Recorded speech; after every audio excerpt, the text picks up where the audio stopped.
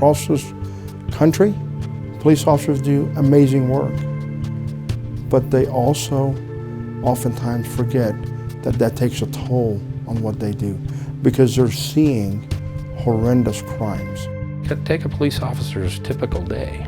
It can start with something as simple as a traffic ticket in the morning. It can go to an assault in the afternoon, to this guy sitting over in the corner, a young male that has just sexually assaulted a 10-year-old girl. And he's got this, now I'm the chaplain, I'm not supposed to talk like this, but he's got this shit-eating grin on his face because he knows you can't do anything about it. And then the officer goes home to spouse and children, and they're supposed to turn that off. Hi, honey, I'm home. The trauma that happens from dealing with some of these events is going to affect your personal life, and you have to deal with it, or it can destroy you. I, unfortunately, learned the hard way. I won't stand here or anywhere else and say I was so ignorant I didn't realize that suicide in law enforcement was a problem. I knew it as a chief. I just did not make it a priority. So 2 suicides in 5 months made it my priority. 2 party shot inside of 34 Drive. Well, now we're rolling again.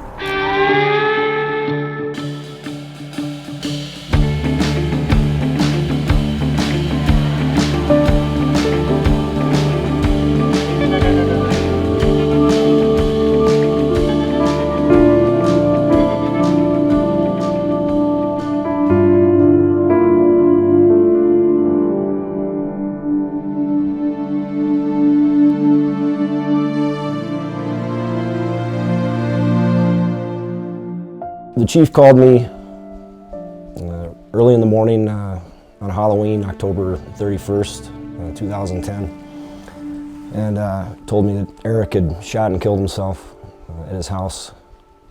We spend so much time mentally preparing for encounters with, armed gunmen, and if we stop this car and someone jumps out and Eric and I, have to deal with this threat, how am I going to respond to that? I'm going to do this, and I think about those things all the time, and I think most police officers do. And Eric, killed himself, and it was something that I had never thought about even being a possibility, and that's why it was so shocking. Of course, it's shocking. Suicide is a possibility that cries out for law enforcement to make mental health a priority, and that means confronting the tough guy culture. So the biggest barrier is the culture, I can't talk about it, I need to be tough. It's one thing to be strong and courageous out in the field, but when you come back to the station, it's okay to hurt. It's okay to talk about those hurts. It's when we internalize that we find ourselves in a lot of trouble. I grew up in a law enforcement family. My dad's a retired policeman, my grandfather. I grew up in that culture where men handle their own problems, men don't cry, and you just tough it out. When Sprague was in uniform, he'd killed a suspect who was stabbing his partner. After several years as a homicide detective, he started having nightmares. And I decided that it would be easier to self-medicate and use alcohol, because that's what I'd seen my dad do during tough times, and so it kind of started off from there, and it just progressively got worse, the drinking. So much worse that he tried to kill himself. His ex-wife found him and got him to the hospital. Here comes Chief Whitman, Chief of Police, and John Lamb, the deputy chief. And they were both in jeans and they were both in t-shirts. And the first thing they did was each one walked up to me and put their arms around me and gave me a hug and said, "Hey, it's going to be all right. You're part of our family. We're going to get you through this." If I'm really stressed about something, I talk to somebody about it. And it's not a sign of weakness. It's a sign of someone that recognizes there's a problem and deals with it instead of just, I'll deal with that later. You know what I mean? I think it depends on where you want to spend your dollars. I think mental health and suicide prevention awareness is pay now or pay later. There's a huge cost if you're having officers burn out, if you're having officers die by suicide or attempt suicide or have anger management issues because the stress and trauma is overwhelming them. So a department's going to deal with this stuff eventually. I think from a lot of times, unfortunately, we have to talk about numbers. I think it makes sense to make mental health awareness and prevention a huge priority and pay for that up front and avoid problems and keep officers safe, keep citizens safe, as opposed to dealing with the aftermath. The biggest responsibility falls on the administrators, I think on us, to show by our actions that it's okay to tell us somebody needs help because we're going to get them the help, or for somebody to come out themselves and ask for help. Our goal is not to fire people, it's not to get people in trouble, it's to keep them as productive members of this police department. And a lot of times that means sending them to psychological services, connecting them with a peer support officer or a chaplain. You can get better, you can recover, and you can lead a normal life. So I'm happy to say I've worked with many officers who've been able to make full recovery. Doesn't even encapsulate it, because I think many of them recover beyond where they were initially. They're healthier and happier than when they started. I've utilized my share of psychological services throughout my career. I have gone to them just for personal matters. I've gone to them for professional matters. I think that everybody has something that really impacts them. Often what I find myself doing most often is just listening, being quiet and letting them tell me what's going on with them. As one of the biggest mistakes we do as men and as cops in general is that we want to give people answers. Here's your problem, here's your solution.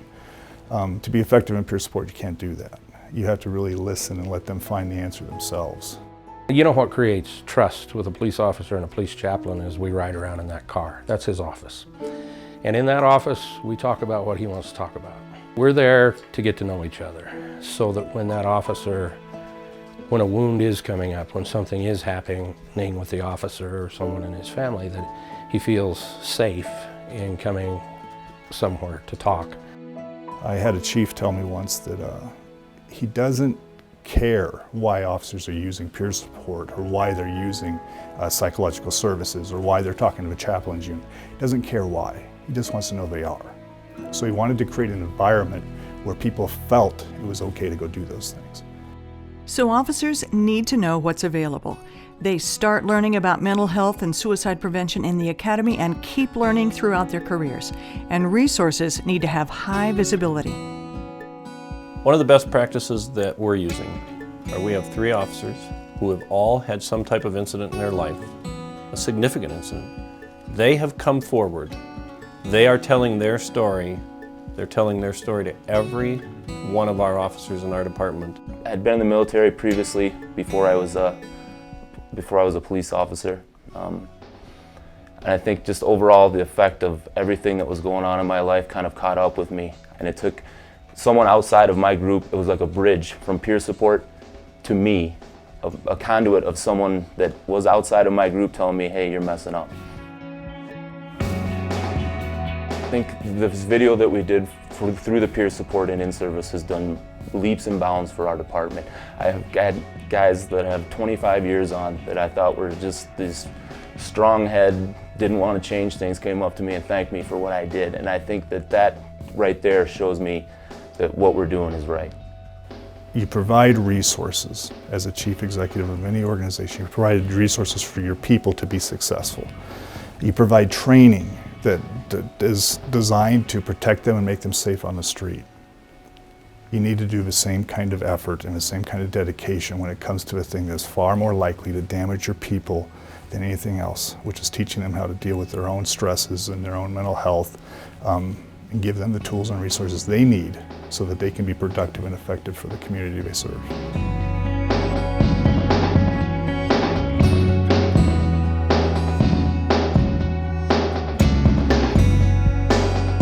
These are suicide risk factors and warning signs to watch for.